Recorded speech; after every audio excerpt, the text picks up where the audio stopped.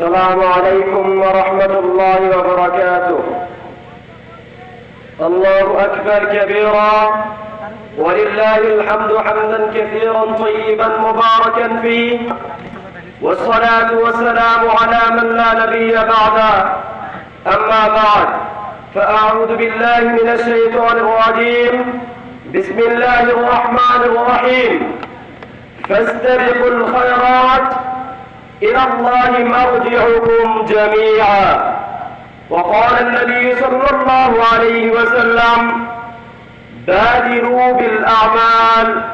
وأيضا قال النبي صلى الله عليه وسلم: يتبع الميت ثلاث: أهله وماله وعمله، فيرجع اثنان ويبقى واحد، يرجع أهله وماله ويبقى عمله، أو كما قال عليه الصلاة والسلام। প্রথমে সমস্ত প্রশংসা সেই মহান রব্বুল ইজ্জতের দরবারে, যে রব্বুল ইজ্জত আমাদেরকে অত্যন্ত ভালোবেসে মায়া করে পৃথিবীর সর্বশ্রেষ্ঠ রাসূলের উম্মত হিসাবে পৃথিবীর সর্বশ্রেষ্ঠ কিতাব দিয়ে আমাদেরকে দুনিয়ায় পাঠাইছেন। সেই মহান রবের দরবারে সকলে দিল খুলে একবার শুকরিয়া আদায় করি, আলহামদুলিল্লাহ। পৃথিবীর সর্বশ্রেষ্ঠ মানব, যিনি ইয়াউমে হাশরে আমাদের শাফাআতের মালিক হবেন, হাউজে কাউসারের পানি পান করাবেন, সেই মহামানবের প্রতি সকলে দরুদ পাঠ করে সকলে বলি সাল্লাল্লাহু আলাইহি ওয়াসাল্লাম। সম্মানিত হাজিরিন, সম্মানিত গ্রামবাসী, বর্তমান পৃথিবীতে বর্তমান যুগ হলো প্রতিযোগিতার যুগ, আগে ওঠার যুগ। সবাই প্রতিযোগিতা করে কে আগে উঠতে পারবে, কে বেশি লাভবান হতে পারবে। দেশে দেশে প্রতিযোগিতা শুরু হয়ে গেছে। এক দেশ অন্য দেশের সাথে প্রতিযোগিতা করে যে আমাকে ওই দেশ থেকে অর্থনীতিতে উপরে উঠতে হবে। এক দেশ অন্য দেশের সাথে প্রতিযোগিতা করে যে আমাকে ওই দেশের থেকে অস্ত্র শস্ত্রে উন্নত হতে হবে, আমাকে অমুক দেশের থেকে পারমাণবিক বোমে উন্নত করতে হবে। এমনকি প্রত্যেকটা ক্ষেত্রেই প্রতিযোগিতা চলে। একটা স্কুল অন্য স্কুলের সাথে প্রতিযোগিতা করতেছে, একটা মাদ্রাসা অন্য মাদ্রাসার সাথে, একটা প্রতিষ্ঠান অন্য প্রতিষ্ঠানের সাথে, একটা কোম্পানি অন্য কোম্পানির সাথে প্রতিযোগিতা করে সব সময়। এমনকি পুরো গোটা দুনিয়ায় চলতেছে বর্তমান প্রতিযোগিতার উপরে। এমনকি কোন বস্তু যদি বাজারে কিনতে যাওয়া হয়, সেখানেও এক দোকানদার বলে ভাই আমারটা নেন, তো অন্য দোকানদার বলে যে ভাই আমারটা নেন, সেখানেও প্রতিযোগিতা চলে।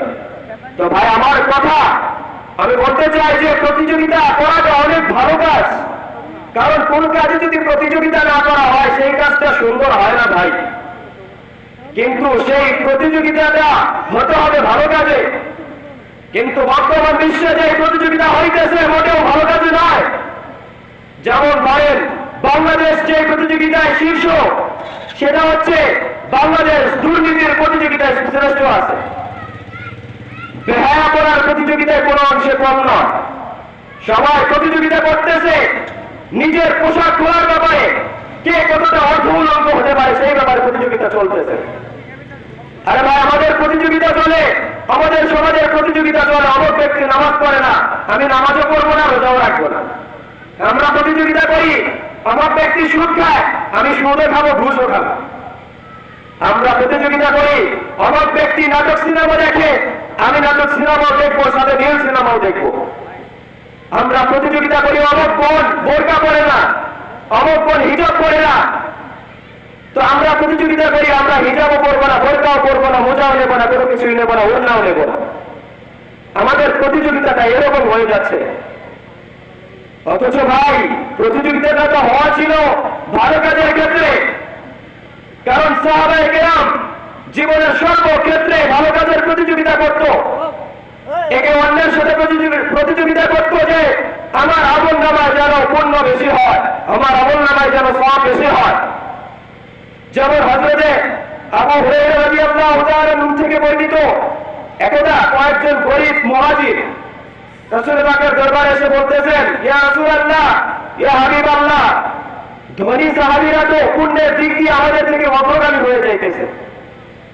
রাসূল কারীম সাল্লাল্লাহু আলাইহি ওয়াসাল্লাম বললেন, কিভাবে? তখন ওই দরিদ্র সাহাবীরা বলতেছেন যে আমরা যেমন নামাজ পড়ি ঠিক তেমনি ধনী সাহাবীরাও নামাজ পড়ে, আমরা রোজা রাখি তারাও রোজা রাখে, আমরা হজ পালন করি তারাও হজ পালন করে, কিন্তু তারা ধনী হওয়ার কারণে, তাদের অর্থ সম্পদ বেশি থাকার কারণে তারা যাকাত প্রদান করতেছে, তারা দান সদকা করতেছে, তারা জনবাজাত করতেছে, এইটা তো আমরা করতে পারতেছি না, বিধায় তারা আমাদের থেকে পুণ্যের দিক দিয়ে অগ্রগামী হয়ে যাইতেছে। রাসূল কারীম সাল্লাল্লাহু আলাইহি ওয়াসাল্লাম ইরশাদ ফরমাইলেন, আমি কি তোমাদেরকে একটা আমল শিখিয়ে দেব যে আমলটা করলে তোমরা ধনী সাহাবীর সমমর্যাদায় উন্নীত হবে এবং তোমাদের থেকে পশ্চাৎবর্তী যারা আছে তাদের থেকে ছাড়িয়ে যাবে? তখন দরিদ্র সাহাবায়ে কেরাম বললেন, হ্যাঁ ইয়া রাসূলুল্লাহ, আমাদেরকে সেই আমলটার কথা বলে দিন। তখন রাসূল কারীম সাল্লাল্লাহু আলাইহি ওয়াসাল্লাম বলতেছেন, প্রত্যেকটা ফরজ নামাজের পরে তোমরা 33 বার সুবহানাল্লাহ, 33 বার আলহামদুলিল্লাহ এবং 34 বার আল্লাহু আকবার পড়বে, তাহলে তোমরা ওই ধনী সাহাবীদের সমমর্যাদায় উন্নীত হয়ে যাবে। সুবহানাল্লাহ। অতঃপর দরিদ্র সাহাবীগণ সেই আমল করা শুরু করে দিলেন। কিছুদিন পরে যখন ধনী সাহাবীরা ওই আমলের ব্যাপারে অবগত হলেন, তখন তারা ওই আমলটা করা শুরু করে দিলেন। দরিদ্র সাহাবাগণ আবার রাসূলের দরবারে এসে বলতেছেন, আমার ধনী ভাইরা তো সেই আমলের খোঁজ পেয়ে তারা আমল শুরু করে দিয়েছে, বিধায় তারা আবারও আমাদের অগ্রবর্তী হয়ে গেছে। রাসূল কারীম সাল্লাল্লাহু আলাইহি ওয়াসাল্লাম খুশি হয়ে বলতেছেন, যালিকা ফাদলুল্লাহি ইয়াতিহি মান ইয়াশা, এটা আল্লাহ তাআলার অনুগ্রহ, তিনি যাকে ইচ্ছা তাকে দান করেন।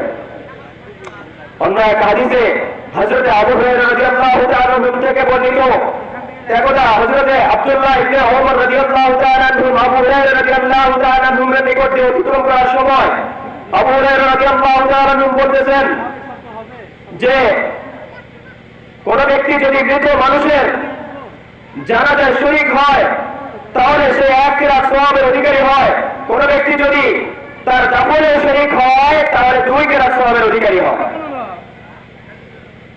আব্দুল্লাহ ইবনে ওমর রাদিয়াল্লাহু তাআলা বলতেছেন, তুমি কি এই কথাটা রাসূল কারীম সাল্লাল্লাহু আলাইহি ওয়াসাল্লাম থেকে শ্রবণ করেছো? তখন আবু হুরায়রা রাদিয়াল্লাহু তাআলা বললেন, হ্যাঁ, আমি এটা স্বয়ং রাসূলের জবান থেকে নিজ কানে শ্রবণ করেছি। তখন হযরত আব্দুল্লাহ ইবনে ওমর রাদিয়াল্লাহু তাআলা বলতেছেন, হায় আফসোস, আমি যদি আগে জানতাম কখনোই এমন সুযোগ আমি হাতছাড়া করতাম না।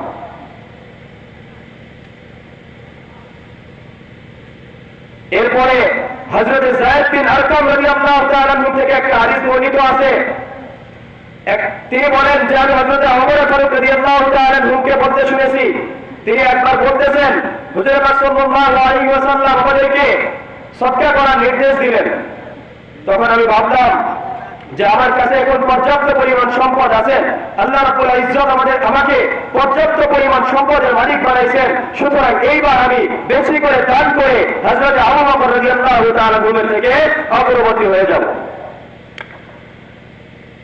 তো যাই হোক, এরপরে হযরত ওমর ফারুক রাদিয়াল্লাহু তাআলা নিজের সম্পদ থেকে পুরো অর্ধেক সম্পত্তি নিয়ে রাসূলের দরবারে এসে উপস্থিত হয়ে গেলেন এবং বললেন যে আমি আমার পুরো অর্ধেক সম্পদ নিয়ে আপনার দরবারে উপস্থিত হয়েছি। রাসূল বললেন, পরিবারের জন্য কি রেখে এসেছো? ওমর রাদিয়াল্লাহু তাআলা বলতেছেন যে বাকি অর্ধেক সম্পদ আমি আমার পরিবারের জন্য রেখে আসছি। অপরদিকে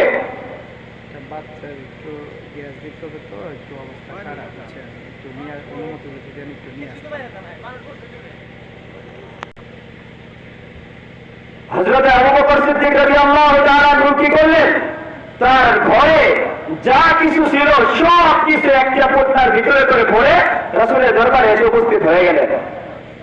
রাসূল কারীম সাল্লাল্লাহু আলাইহি ওয়াসাল্লাম জিজ্ঞেস করলেন, তুমি তোমার পরিবারের জন্য কি রেখে এসেছো? আবু বকর রাদিয়াল্লাহু তাআলা জবাবে বললেন যে আমি আমার পরিবারের জন্য আমি আমার পরিবার, স্ত্রী, সন্তানের জন্য একমাত্র আল্লাহ তাআলার নাম এবং রাসূলের নাম রেখে আসছি। হযরত ওমর ফারুক রাদিয়াল্লাহু তাআলা এবারও প্রতিযোগিতায় হেরে গেলেন। তো এইভাবেই সাহাবায়ে কেরাম নেক কাজের প্রতি প্রতিযোগিতা করতেন।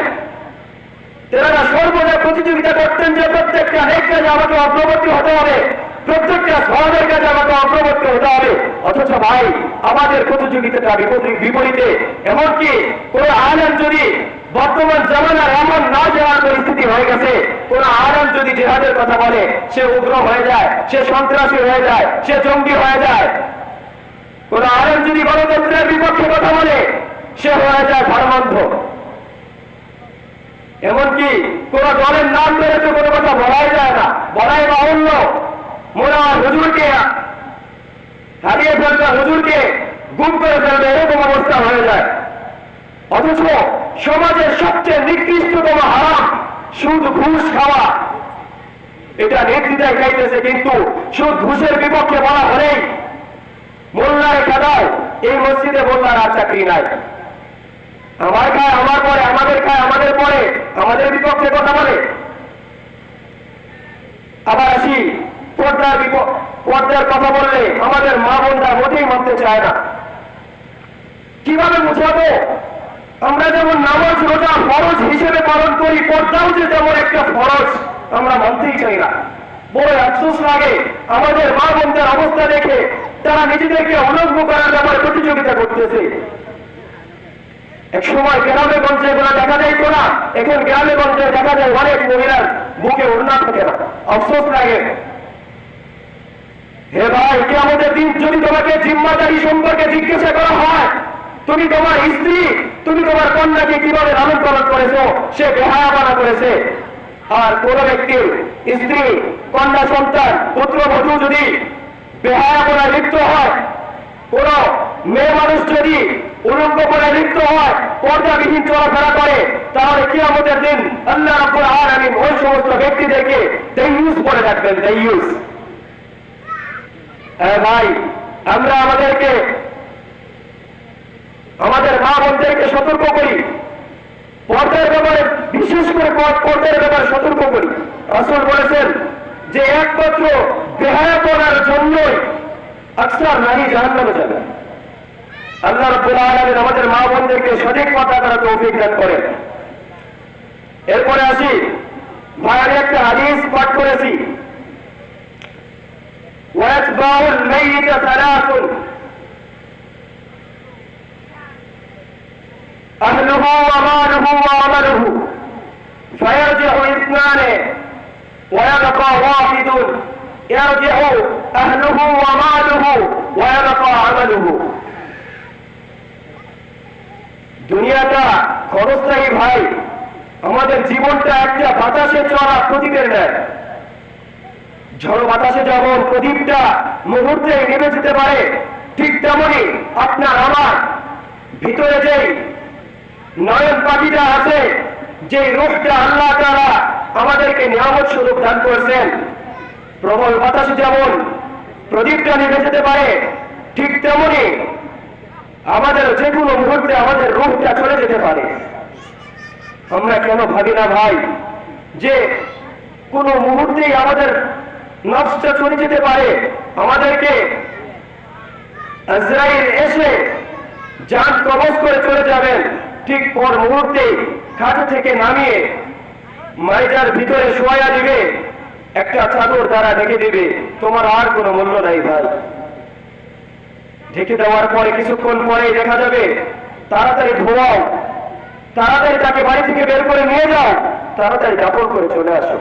খুব বেশি দেরি হবে না ভাই, তোমার মৃত্যু যদি ফজরে হয়ে যায়, জোহর নামাজও আসতে দেবে না, জোহরের আগেই তোমার দোয়া কাফন সবকিছু শেষ হয়ে যাবে, জোহরের পরেই তোমার জানাজা, তারপরেই তোমার দাফন হয়ে যাবে, তোমার আর কোনো চিহ্ন পৃথিবীর জমিনে থাকবে না ভাই।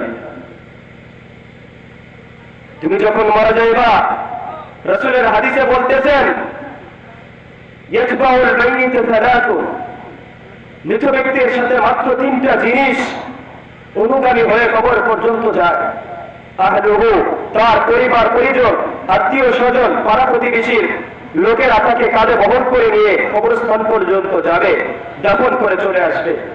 এরপরে রাসূল বলছেন তার সম্পদ, পূর্বের জামানায় একটা নিয়ম ছিল আরব দেশে যে তার সম্পদ, যে ব্যক্তি মারা যাইতো তার সম্পদকেও কবরস্থান পর্যন্ত নিয়ে যাওয়া হইতো। তাই রাসূল বলছেন যে দাফন শেষ সাথে সাথে তার প্রিয়জন, আত্মীয় স্বজন তার কবর থেকে চলে আসবে, কিন্তু শুধুমাত্র একটা জিনিস আমল তার সাথে বাকি রেখে যাবে, একমাত্র আমল নামাই তোমার সাথে থেকে যাবে। সেদিন তুমি যদি পুণ্যের কাজ করে গিয়ে থাকো পৃথিবীর জমিনে, তাহলে হয়তো সেই দিন কবরে মুনকার নাকির যখন তোমাকে এসে উঠে বসাবে, তখন তুমি তার প্রশ্নের সঠিক সঠিক জবাব দিতে পারবা।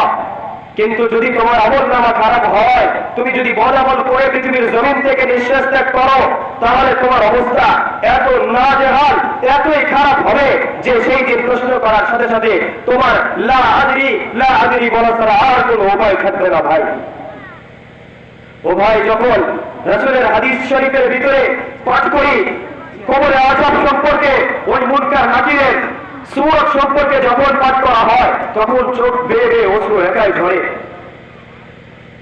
একদম বিশ্রী কালো হবে। তাদের চেহারা দেখেই রাসূল বলেন যে তাদের চেহারা দেখেই মৃত ব্যক্তির জন্য আযাবের জন্য যথেষ্ট হয়ে যাবে। ওই ভয়ঙ্কর সুরত নিয়ে যখন তোমার সামনে এসে প্রশ্ন করবে মান রব্বুকা, তোমার ভিতরে যদি ঈমান থেকে থাকে, তুমি যদি পুণ্য নিয়ে যেতে পারো, তুমি সরাসরি বলবে রব্বি আল্লাহ, আমার রব হচ্ছে একমাত্র আল্লাহ। কিন্তু তোমার ভিতরে যদি ভাই ঈমান না থাকে, তোমার সেদিন বলার উপায় থাকবে না যে রব্বি আল্লাহ, বরং তোমার জবান দ্বারা শুধু আসবে লা আদরি, আমি তো কিছুই জানি না, বরং দুনিয়ার বুকে আমি আল্লাহ বলতে কিছুই জানি না, আমার কাছে কোনো পয়গাম পাঠানো হয় নাই। এরপরে যখন প্রশ্ন করা হবে মান দীনুকা, তোমার দিন কি, তখনও তোমার জবাবে শুধু আসবে লা আদরি, আমি কিছুই জানি না, আমি কিছুই জানি না। কিন্তু যদি পুণ্য নিয়ে যেতে থাকো, তাহলে সেদিন তুমি বলতে পারবে দীনি আর ইসলাম, আমার দিন হচ্ছে একমাত্র ধর্ম, একনিষ্ঠ ধর্ম, শান্তির ধর্ম ইসলাম। শেষে তোমাকে প্রশ্ন করা হবে, হুজুর পাক সাল্লাল্লাহু আলাইহি ওয়াসাল্লামকে ইশারা করে বলা হবে মান হাদাল্লাযী বুইসা ফীকুম, এই ব্যক্তিটা কি যাকে দুনিয়ার জমিনে প্রেরণ করা হয়েছিল তোমাদের উদ্দেশ্যে। তখন ইমানদার বলে উঠবে হুয়া মুহাম্মাদুন নবিয়্যুল্লাহি ওয়া রাসূলিহি, তিনি হচ্ছেন মুহাম্মদ, আল্লাহ তাআলার নবী এবং আল্লাহর রাসূল এবং আল্লাহর বান্দা।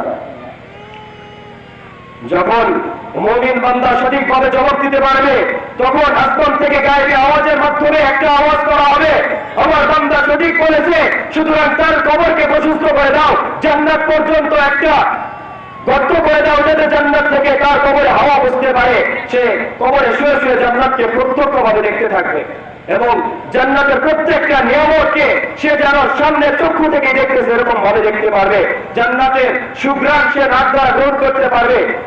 কিন্তু পক্ষান্তরে যদি তুমি তিনবারই লা আদরি বলো, কোন উত্তর যদি না দিতে পারো, সেদিন আসমান থেকে গায়েবে একটা আওয়াজ আসবে, বলা হবে হুয়া কাযযাবুন, সে মিথ্যাবাদী, সে মিথ্যা বলতেছে, তার কাছে প্রত্যেকটা পয়গাম পাঠানো হয়েছিল কিন্তু সে মানে নাই, সে স্বীকার করে নাই, সে আমি আল্লাহকে এক দিলা মানে নাই, সে আমার নবীকে নবী দিলা মানে নাই, সে আমার দেবকে ইসলাম দিলা মানে নাই, বরং সে ছিল মুশরিক, সে ছিল বেঈমান, সে ছিল তাগুত। সুতরাং তার কবরকে জাহান্নামের গর্তে, জাহান্নামের দিকে একটা গর্ত করে দাও। যখন জাহান্নামের দিকে তার কবর থেকে একটা গর্ত করে দেওয়া হবে, জাহান্নাম থেকে জাহান্নামের উত্তাপ তার কবরে চলে আসবে, জাহান্নাম থেকে গরম বাতাস তার কবরের দিকে আসবে এবং জাহান্নামের সেই ভয়াবহ কঠিন শাস্তিগুলো সেই কবরে শুয়ে শুয়ে দেখতে থাকবে। কিন্তু কোন ব্যক্তি পূর্ণ ইমানদার হলে যখন এইভাবে তাকে নিয়ামত দ্বারা আবৃত করা হবে, সরাসরি সে জান্নাত দেখতে থাকবে এবং ফেরেশতারা তখন তাকে বলবে না তুমি ঘুমিয়ে যাও। কিন্তু ওই ব্যক্তি জবাব দেওয়ার পরে বলবেন আমি ঘুমাবো না, আমি আমার পরিবারের কাছে যেতে চাই, আমার পরিবারের কাছে আমাকে যাওয়ার অনুমতি দিন। কিন্তু ফেরেশতা বলবেন সেই সুযোগটা আর নাই, বরং তুমি আজকে বাসর রাতে দুলহান যেমন এমন ভাবে ঘুমিয়ে থাকে যে তাকে কেউ ডিস্টার্ব করে না, কেউ তার ঘুম ভাঙায় না, একমাত্র প্রিয়জন তার স্ত্রী ব্যতীত। ঠিক তেমনই তুমি কবরের ভিতরে ওই ফসল ঘরের দুলহানের মতো ঘুমিয়ে থাকো। আজকে তোমাকে আর কেউ ডিস্টার্ব করবে না, সে এমন ভাবে ঘুমিয়ে যাবে কিয়ামত পর্যন্ত সে শান্তির ঘুমে ঘুমিয়ে থাকবে। একমাত্র সর্বশেষ যখন আল্লাহ রাব্বুল ইজ্জত তাকে ডাক দিবেন, তখন তার ডাকে সাড়া পেয়ে তিনি উঠবেন। আল্লাহ রাব্বুল আলামিন বিভিন্ন ভাবে বিভিন্ন দিক দিয়ে আমাদেরকে সতর্ক করেছেন, কিন্তু আমরা কোনো দিক দিয়ে সতর্ক হচ্ছি না। হ্যাঁ যুবক ভাইরা, আর কতদিন তুমি এই গাফলতের ঘুমে ঘুমিয়ে থাকবা? কেমন যেন আমাদের জীবন এমন ভাবে হারায় খেলায় চলতেছে, যেন আমরা কোনো উদ্দেশ্য নিয়ে দুনিয়ার বুকে আসি নাই, কোনো উদ্দেশ্য দিয়ে আমাদেরকে আল্লাহ দুনিয়াতে পাঠায় নাই, আমাদেরকে হারায় খেলায় চলবার জন্যই আল্লাহ পাঠাইছে। কোনো উদ্দেশ্য নাই, কোনো কিছুই নাই, কেমন যেন এমন ভাবে চলতেছি যেমন পশু পাখি চলে, উদ্দেশ্যবিহীন। আরে ভাই, পাগলের তো একটা উদ্দেশ্য থাকে, উদ্দেশ্য ছাড়া কাজ পাগলও করে না। তাহলে হে যুবক ভাইরা, হে আমার প্রান্তীয় বোনেরা, তোমরা এমন গাফলতির মধ্যে ডুবে থাকলা কেন? নামাজ নাই, রোজা নাই, নিজের গায়ে পর্দা করা নাই, এই নাজেহাল অবস্থায় চলতে থাকলে তুমি এমন গাফলতির ঘুমে ঘুমিয়ে থাকবা, সর্বশেষ মালাকুল মাউত তোমার দরজায় এসে উপস্থিত হয়ে যাবে। তুমি আর তওবা করার সুযোগ পাইবে না, তাই আমি আমার গ্রামের, আমার কলিজার টুকরার মা বোনদের প্রতি পায়ে হাত দিয়ে বলতেছি, হে আমার মা, হে আমার বোনেরা, অনেক তো চললা, বেহায়াপনার মধ্যে অনেক জীবন কাটাইছো, সারা জীবন বাড়ির বাইরে কাটাইরা, বিভিন্ন পর পুরুষকে নিজের চেহারা স্বরূপ দেখাইরা, নিজের অঙ্গ প্রত্যঙ্গ দেখাইরা। পায়ে হাত দিয়ে বলি বোন, এখনো সুযোগ আছে, মালাকুল মউত তোমার দরজায় আসে নাই। পায়ে হাত দিয়ে বলি বোন, এখনো সতর্ক হয়ে যাও, জাহান্নামে যদি না যেতে চাও এখনই তুমি তওবা করে খাঁটি পর্দা শুরু করে দাও। আর আমার যুবক ভাইরা, মা বোন, মুরব্বী সকলের প্রতি করজোড়ে অনুরোধ, ভাই গাফলতির ঘুমে অনেক ঘুমায় থাকছো, এখন তো আপাতত সময় হয়েছে, তওবা করো এবং খাঁটি দিলে আল্লাহর কাছে ক্ষমা চাও, আল্লাহ মাফ করে দিবেন। এরপরে নামাজ ঠিক মতো 5 ওয়াক্ত নামাজ মসজিদে এসে আদায় করার চেষ্টা করো এবং সঠিক ভাবে রোজা আদায় করার চেষ্টা করো। সামনে রোজা আসতেছে, রোজা এমন একটা নিয়ামত, রাসূল সাল্লাল্লাহু আলাইহি ওয়াসাল্লাম বলেছেন, যে ব্যক্তি রোজা পাইল অথচ নিজের গুনাহ মাফ করতে পারল না, তার মতো হতভাগা মুমিন পৃথিবীর জমিনে নাই। তাই রমজান আমাদের সামনে একটা বড় সুযোগ। হে আমার গ্রামের প্রাণপ্রিয় কলিজার আত্মীয় স্বজন, আমার পাড়া প্রতিবেশী, সকলকে করজোড়ে অনুরোধ করতেছি, সবাই তওবা করে এই রমজানকে কাজে লাগান। এই রমজানে নিজের জীবনের শেষ রমজান ভাবুন এবং নিজের জীবনকে ইসলামের আলোয় আলোকিত করার চেষ্টা করুন। এ বলে আমি আমার সংক্ষিপ্ত বয়ান শেষ করতেছি। ওয়া আখিরু দাওয়ানা আলহামদুলিল্লাহি রাব্বিল আলামিন। আসসালামু আলাইকুম ওয়া রাহমাতুল্লাহি ওয়া বারাকাতুহু।